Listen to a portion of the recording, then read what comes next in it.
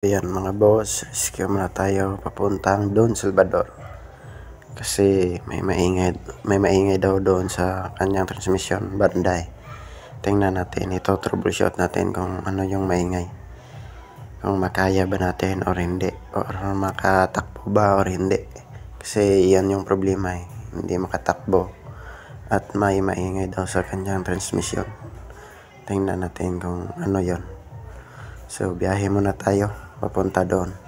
So ayan, andito na tayo. Observe muna natin yung unit kung ano ba yung kanyang maingay.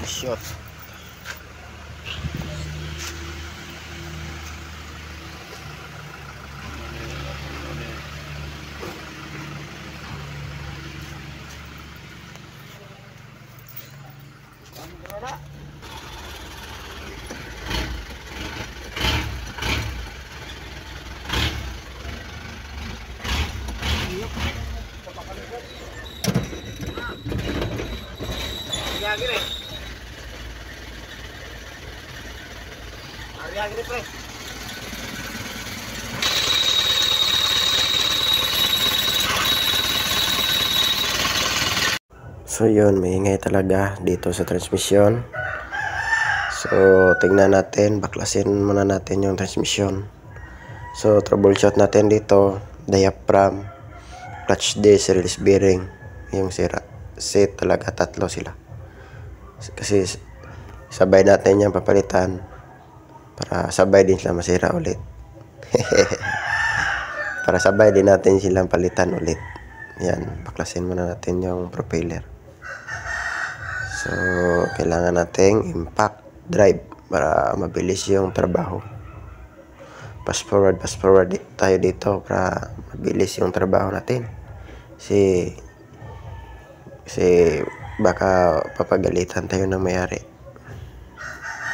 So ayan yung transmission natin.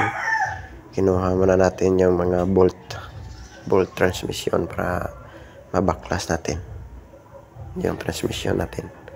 So ayan, fast forward. Tinanggalan natin at tinuyok-tuyok yung transmission. So ayan, sa wakas nakuha na rin yung transmission para makita na natin yung sira at saka mapalitan na natin. So ayan yung sira, kitang-kita na talaga yung sira. Yan yung pressure plate natin, basag yung diaphragm sa sobrang init. Yan yung na damage, init at saka pinilit ng driver. Yan yung pressure plate, basag. Yan yung mga finger sa kanyang pressure plate, ang diaphragm niya. At saka yan yung release bearing nag-stack up dahil sa init na rin. Marami na yung dumi. Yan yung clutch disc. Palitan rin natin yan kasi sunog na yan yung clutch disc. Yan yung bagong clutch disc natin. At saka ang pressure plate natin, set talaga yan. Yan yung ipapalit natin. At saka fast forward, kabit natin para makauwi na tayo, para hindi na tayo maabutan ng mga aswang. So andito tayo sa Don Salvador. Maraming dumadaan dito ang big bike, nagra-rides taga Manila, Iloilo. Kasi maraming curve dito blind curve. Maraming nagbabangking. So ayan, kabit na natin. Ginamitan natin ng pilot para mas mabilis yung trabaho natin. Sa pagkabit natin sa transmission, hindi na tayo mahirapan kasi may pilot guide na tayo Pag natin sa transmission, pag angat, sabay yan.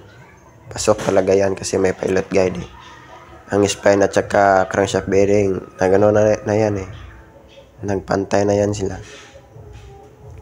Pwede naman yan mano-mano, kaso pantayin mo talaga yung spline ng clutch disc at crankshaft bearing para hindi ka rin mahirapan. Pero mas okay kung may pilot guide ka para mas madali yung trabaho natin. So ayan, impact drive muna tayo. At saka natin ratchet. Higpitan natin sa ratchet. Ma-double check kung okay na ba yung higpit. So ayan, fast forward, kabit na. Okay na yung diaphragm natin, spline at saka crankshaft bearing, pantay na yan sila. Para hindi na tayo mahirapan sa pagkabit ng transmission kasi mabigat yan eh. At saka ang liit-liit pa nitong unit na to. Yung position mo hindi masyado komportable. So ayan, ikabit na natin. Fast forward. So ayan, hinigpitan na natin yung support ng transmission para hindi malaglag kapag tumakbo na to. Baka maiwan tong transmission, tatakbo na tong walang transmission, mapakalitan tayo ng mayari. So ayan, observe na natin higpitan natin ng ratchet. Yung higpit natin hindi lang masyado baka malustrit. So ayan, fast forward, okay na tanan, nakabit na. Yan yung propeller at saka transmission natin, okay na, balik na sa dati. So observe natin yan kung tatakbo na ba or hindi. Ipa-test drive natin yon sa driver, sa bante natin kung okay na ba.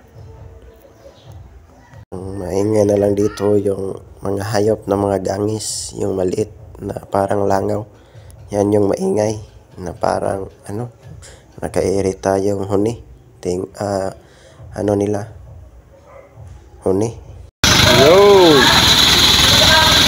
Matras na. Bante. Yo! Suabing-suabe